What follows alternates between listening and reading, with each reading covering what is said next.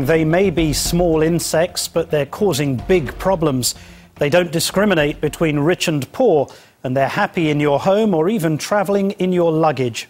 Decades after almost being exterminated, bed bugs are back right across the country, and not just beneath the bed linen, but infesting entire buildings. So, why the sudden resurgence, and what can you do to defend yourself and your home? Jeremy Hubbard now reports. Smaller than an apple seed, resilient as a cockroach, bloodthirsty as a vampire. Bedbugs, those cringe-inducing skin drillers, are back nationwide with a vengeance.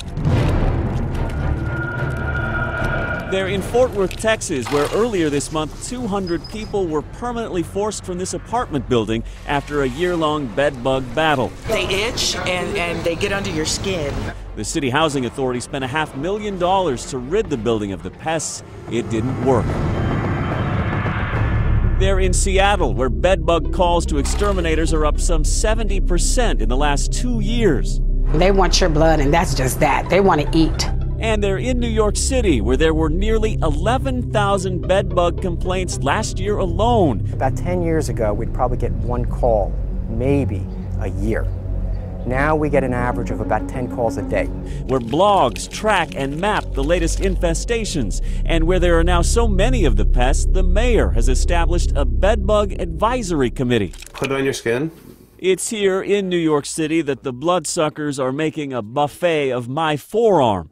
That bedbug is feeding. You can actually see the blood coming into it. We're doing this on purpose in Jeremy Ecker's kitchen. He'll use these newly blood-fattened bugs as bait for the latest weapon in the war on the insects. Okay. Meet Cruiser, a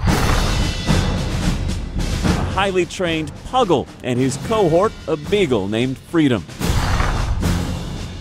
They're working dogs trained to pick up a scent from bedbugs like the ones we've just fed with my blood. Find a bug, get a treat. Find a bug and get fed. The dogs only eat when they find bugs. Every day they're working. Whether or not we have work, they're working. They're work dogs. They're not pets. So they have to work to eat. Ecker is part of a growing number of bedbug-sniffing dog owners. He gets $350 a pop for every apartment and house his canines check for infestation. And they are very good at finding bugs. Ready to work? Ready to work? Researchers say a well-trained dog is more than 95% accurate at discovering even one small bedbug in a home. Cruiser came to this apartment in nearby Yonkers, New York, and sure enough... Good boy! So the alert's the scratch. You can let the dog sniff around. Sometimes they'll pace back and forth until they pick up on the scent where they want to start hitting. I couldn't believe it. A little dog like that, he knew exactly where they were. Okay. It's Nina Rinaldi's bedroom that's infested. See, the arms to down here. She showed us the tiny red bite marks covering her body. Actually, they hit anywhere. They don't have a preference. So many, she marks off on a calendar. That's 1, 2, 3, 4, 5. The night she's managed to catch a bedbug in action. Oh, God.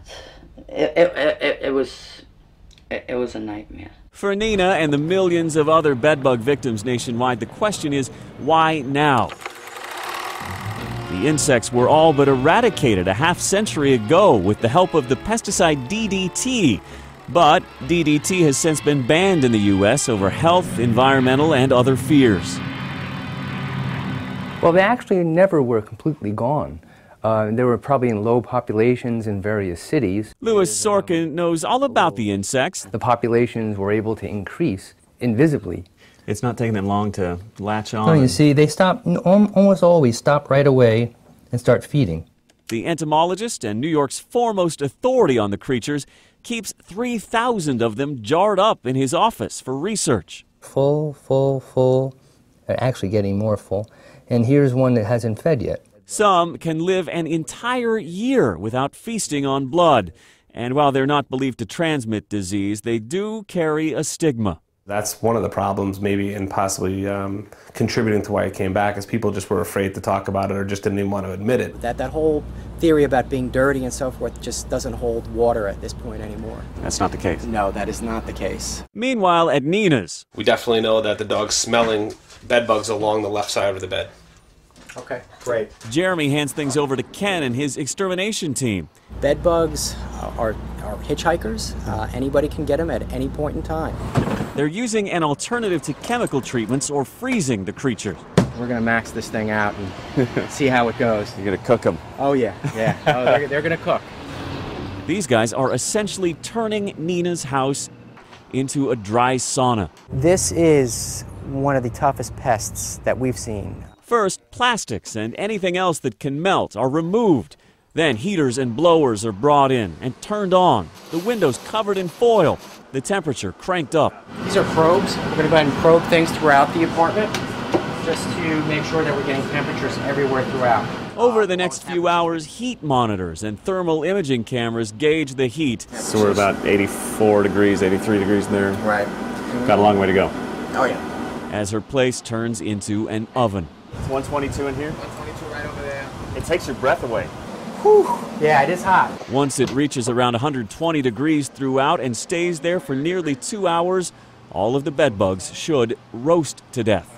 You can see what happens in this time lapse. The heat stirs up the bugs, makes them hop around, and eventually dries out their bodies, bakes them before they stop scurrying for good. They dry up. Yes, exactly it. How high is it going to get in here? Right here, it's about 134.1, 134.2. We really want to make sure that we exceed the temperatures to a point where we know we've killed everything in the room. For Nina, it is some relief. No more of this, huh? Yeah, no more of these guys. No more of these guys. But for Cruiser and Freedom, the work isn't finished. They're loading up, off to sniff out the enemy in the ongoing battle against these bloodsuckers. I'm Jeremy Hubbard for Nightline in Yonkers, New York.